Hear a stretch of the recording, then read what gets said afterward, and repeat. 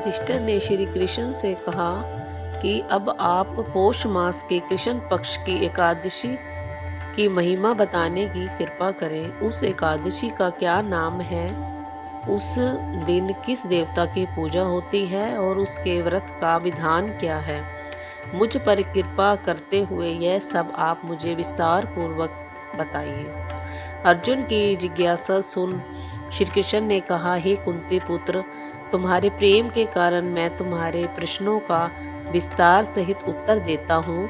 अब तुम इस एकादशी व्रत का महात्म्य सुनो। हे पार्थ, इस एकादशी के द्वारा भगवान विष्णु को शीघ्र ही प्रसन्न किया जा सकता है। पौष मास की कृष्ण पक्ष की एकादशी का नाम सफला है। इस एकादशी के आराध्य देव नारायण हैं। इस एकादशी के दिन श्रीमन नारायण जी की विधि के अनुसार श्रद्धा पूर्वक पूजा करनी चाहिए।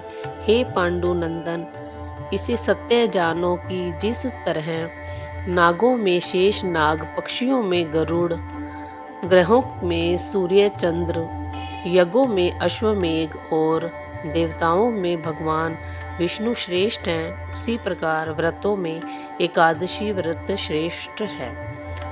हे अर्जुन, एकादशी का व्रत करने वाले व्यक्ति भगवान श्री हरि को अति प्रिय हैं। इसकी पूजा करनी चाहिए। मनुष्य को 5 सहस्त्र वर्ष तपस्या करने से जिस पुण्य का फल प्राप्त होता है, वही पुण्य श्रद्धा पूर्वक रात्रि जागरण सहित सफला एकादशी का उपवास करने से मिलता है। हे कुंती पुत्र, अब तुम सफला एकादशी की कथा ध्यान पूर्वक सुनो। प्राचीन समय में चंपावती नगरी में महिष्मान नामक एक राजा राज्य करता था। उसके 4 पुत्र थे। उसका सबसे बड़ा पुत्र लुम्पक नाम का एक पुत्र महापापी और दुष्ट था। बुरे कामों में ही लगा रहता था। अपने पिता का धन व्यय किया करता था। देवता, ब्राह्मण, वैष्णव आदि सुपात्रों की निंदा किया करता था। सारी प्रजा उसके कुकर्मों से बहुत दुखी थी, परंतु युवराज होने के कारण सब चुपचाप उसके अत्याचारों को सहन किया करते थे। किसी में भी इतना साहस नहीं था कि कोई राजा से उसकी शिकायत करता। एक दिन राजा महिष्मान को लुम्पक के कुकर्मों का पता चल ही गया। तब राजा अत्यधिक क्रोधित हुआ और उसने लुम्पक को अपने राज्य से निकाल दिया। पिता द्वारा त्यागते ही लुम्पक को सभी से ही त्याग दिया। अब वह सोचने लगा कि मैं क्या करूं, कहाँ जाऊं। अंत में उसने रात्रि को अपने पिता की नगरी में जाकर चोरी और अन्य बुरे काम करने लगा। रात में वह जाकर नगर के निवासियों को मारता और कष्ट देता। इस तरह से निर्दोष पशु पक्षियों को मारकर उसका भक्षण किया करता था। कहते हैं कि कभी कभी अनजाने में भी प्राणी ईश्वर की कृपा को कर लेता है। ऐसा ही कुछ लुम्पक के साथ भी हुआ। जिस वन में वह रहता था, वह वन भगवान को भी बहुत प्रिय था। उस वन में एक प्राचीन पीपल का वृक्ष था तथा उस वन को सभी लोग देवताओं का क्रीड़ा स्थल मानते थे। वन में उसी पीपल के वृक्ष के नीचे महापापी लुम्पक रहता था। कुछ दिन बाद पौष मास के कृष्ण पक्ष की दशमी के दिन वस्त्रहीन होने के कारण लुम्पक तेज ठंड से मूर्छित हो गया। ठंड के कारण वह रात को सो न सका और उसके हाथ पैर अकड़ गए। वह रात बड़ी कठिनता से बीती, किंतु सूर्य के उदय होने पर भी उसकी मूर्छा नहीं टूटी।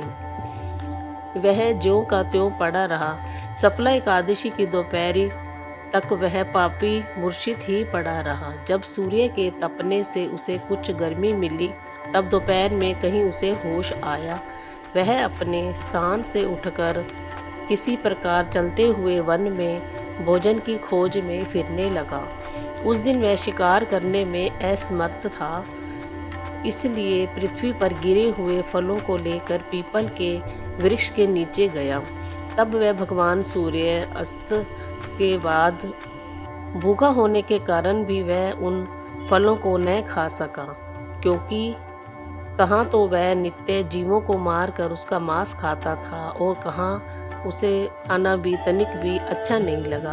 अतः उसने उन फलों को पीपल की जड़ के पास रख दिया और दुखी होकर बोला, हे ईश्वर, यह फल आपको ही अर्पण हैं। इन फलों से आप ही तृप्त हो। ऐसा कहकर वह रोने लगा और रात को उसे नींद भी नहीं आई। वह सारी रात रोता रहा।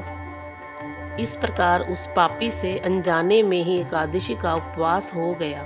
उस महापापी के इस उपवास तथा रात्रि जागरण से भगवान श्री हरि प्रसन्न हुए और उनके सभी पाप नष्ट हो गए। सुबह होते ही एक दिव्य रथ अनेक सुंदर वस्तुओं से सजा हुआ आया और उसके सामने खड़ा हो गया और आकाशवाणी हुई, हे युवराज, भगवान नारायण के प्रभाव से तेरे सभी पाप नष्ट हो गए हैं। अब तू अपने पिता के पास जाकर राज्य प्राप्त कर।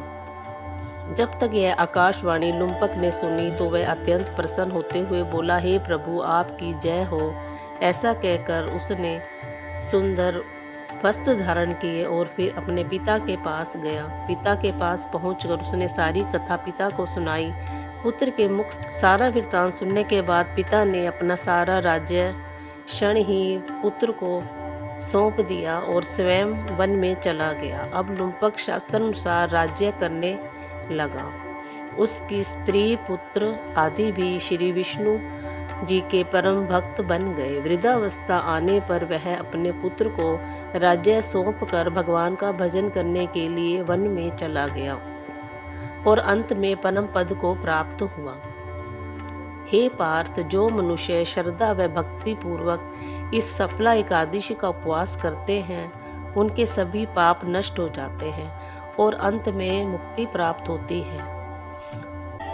सफला एकादशी के महात्म्य को जो पढ़ता या सुनता है, प्राणी को राजस्य यज्ञ के समान फल प्राप्त होता है। जय श्री हरि।